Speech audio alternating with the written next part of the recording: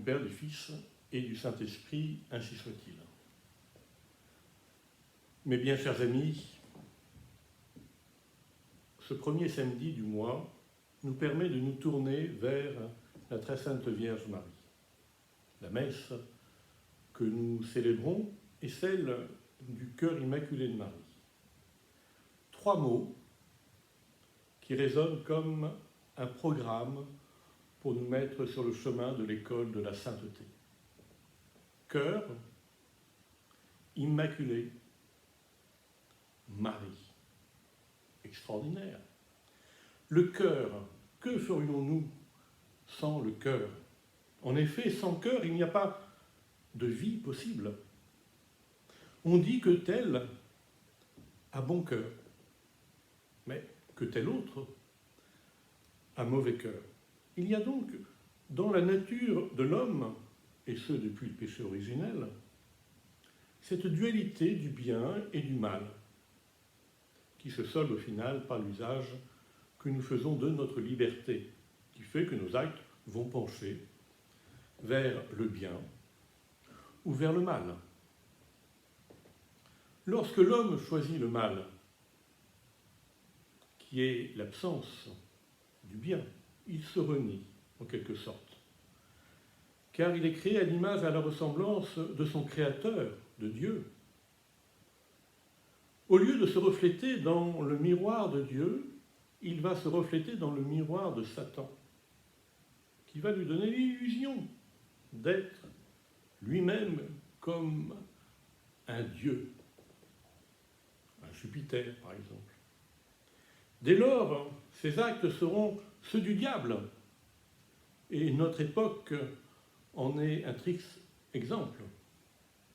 Cependant, l'homme est créé à l'image et à la ressemblance de Dieu, et peut donc revenir à tout moment vers le bien, ce qui change tout, car si nous sommes dans le camp du bien, le mal n'existe pas, puisque le mal n'est pas créé, mais il est une conséquence de l'absence du bien. Dans le cœur de Marie, il n'y a pas de mal, car depuis sa plus tendre enfance, elle a choisi de se refléter dans le miroir de Dieu. Et son fiat en est une consécration, confirmation qui bouscule le monde entier, tout simplement parce que le choix d'un amour bon entraîne un mouvement, un développement. Pour Marie, ce fut de mettre au monde l'homme-dieu, Jésus de Nazareth, deuxième personne de la Sainte Trinité. Le choix d'un amour bon, son développement, va donner une jouissance, une délectation de l'âme que le cœur va expérimenter. Et chez la Marie, chez la Sainte Vierge, cette jouissance va s'exprimer dans les profondeurs de notre rédemption. Elle est mère de Jésus et en même temps mère des hommes, co-rédemptrice, on l'appelle.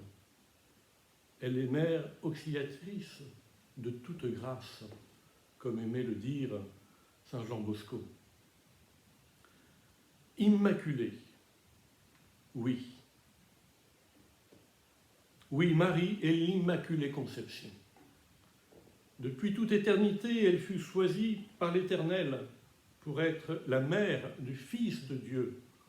Il convenait que celle que le Concile d'Éphèse, en 431, déclare comme la Théotokos, c'est-à-dire que Marie est mère de Dieu en raison de l'union hypostatique, car Jésus est une personne, mais possède 2 natures, la nature humaine et la nature divine. Et Marie est la mère de l'enfant Dieu qui possède ces 2 natures, non seulement la nature humaine, mais la nature divine. Alors, à ce titre, elle est appelée la Théotokos, la mère de Dieu.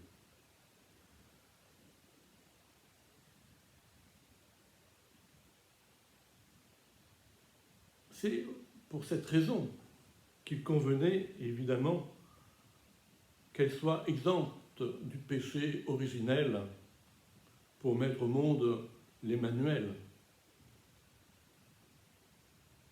Un dogme comme celui de l'Immaculée Conception